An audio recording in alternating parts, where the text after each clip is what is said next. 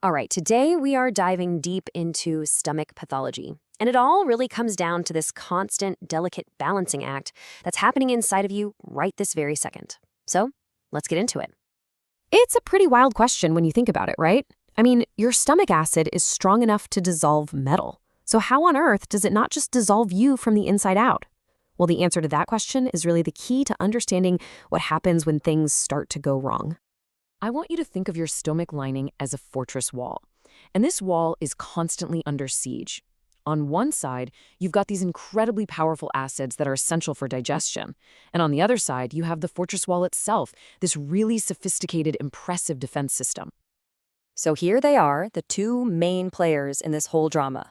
You have acid peptic injury, that's the aggressive, corrosive force of your digestive juices, and then you have your mucosal defense, which is this protective layer of mucus and other stuff.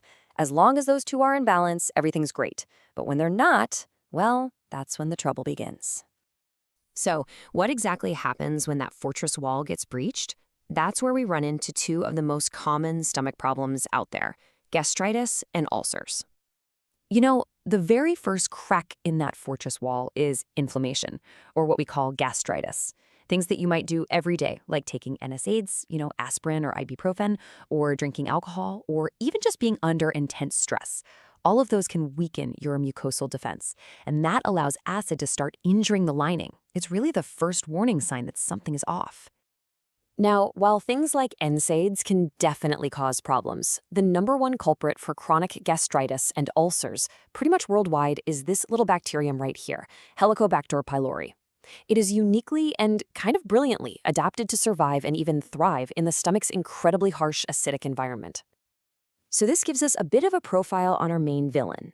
H. pylori usually likes to set up shop in the antrum, that's the lower part of the stomach, and the symptoms are what you'd probably call classic indigestion, that epigastric pain and nausea. But here's what's so important. Look at the complications. Ulcers are just the beginning. This infection is a major, major risk factor for lymphoma and stomach cancer.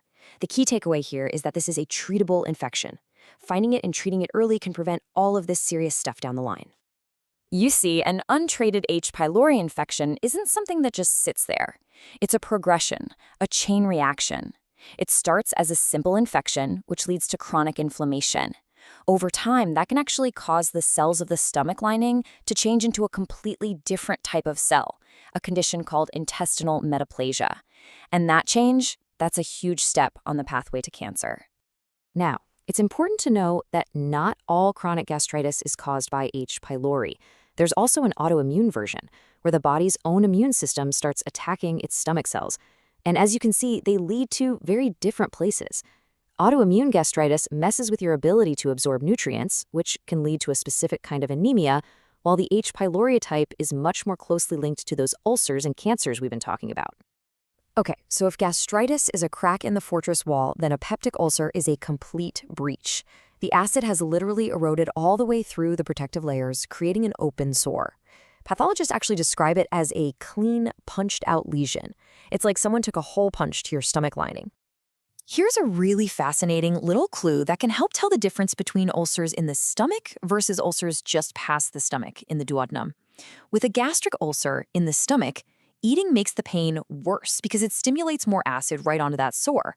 But with a duodenal ulcer, food moving into that area can actually act as a buffer, so eating can temporarily relieve the pain. Kinda cool, right? But the damage doesn't always just stop at ulcers. This long-term inflammation and all of this rapid cell turnover can lead to the next level of trouble. We're talking about abnormal growths. Everything from mostly harmless polyps to deadly cancer. The good news is that most of these growths, or polyps, are pretty low risk. Hyperplastic and fundic gland polyps, they're actually quite common, and they very rarely become cancerous. But the one you've got to watch out for is the adenomatous polyp. That one is considered a true premalignant growth, and finding one means you're at a much higher risk of developing cancer. So what really puts someone at risk for stomach cancer? Well, look at the top two on the list. It's exactly what we've been talking about: H. pylori infection and the chronic gastritis it causes. Other big factors include diets that are high in smoked foods and things called nitrosamines, smoking, and, kind of interestingly, having blood group A. Gastric cancer generally shows up in one of two main ways. The intestinal type tends to form a bulky, obvious tumor, and it often grows out of that cell change we mentioned earlier, metaplasia. The diffuse type, though, is a lot sneakier. It doesn't form a lump. Instead, it causes the entire stomach wall to become thick and rigid. This condition has a name, Linitis plastica, or letter bottle stomach. As you can imagine, it's often much harder to diagnose and carries a worse prognosis. And this just powerfully illustrates how far this cancer can travel. The unique ways it spreads even have their own specific, memorable names. A Krukenberg tumor is when it metastasizes all the way to the ovaries. A Sister Mary Joseph nodule is when it actually appears at the belly button. These are devastating signs of a very advanced, widespread disease. All right, so beyond that main pathway from gastritis to cancer, there are a few other rarer conditions that are worth knowing about, where the stomach's own regulatory systems just go completely haywire. Just take a look at these two. In Minitre A's disease, the stomach gets way too many growth signals, causing the lining to form these giant folds and leak huge amounts of protein. Then you have Zollinger-Ellison syndrome, where a tumor somewhere else in the body pumps out gastrin, a hormone that just screams at the stomach to make more acid. This leads to just massive acid overproduction and multiple severe ulcers. They're rare, for sure, but they are fascinating examples of what happens when the stomach's control switches get stuck in the on position. Okay, we have covered a lot of ground, from simple inflammation all the way to complex cancers. So, to help make it all stick, let's wrap up with a couple of really handy mnemonics for the key takeaways. So, to remember the most common causes of peptic ulcers, all you have to do is remember the phrase has PUD. H for H. pylori, A for aspirin and NSAIDs, and S for smoking. Those are the big three. Then P is for parietal cell loss, which we see in autoimmune gastritis. U is for uremia from kidney failure, and D is for duodeноgastric reflux, which is bile backing up into the stomach. And what happens if an ulcer gets really bad and goes untreated? For that, just remember PUPB. It can perforate right through the stomach wall. It can cause a major upper GI bleed.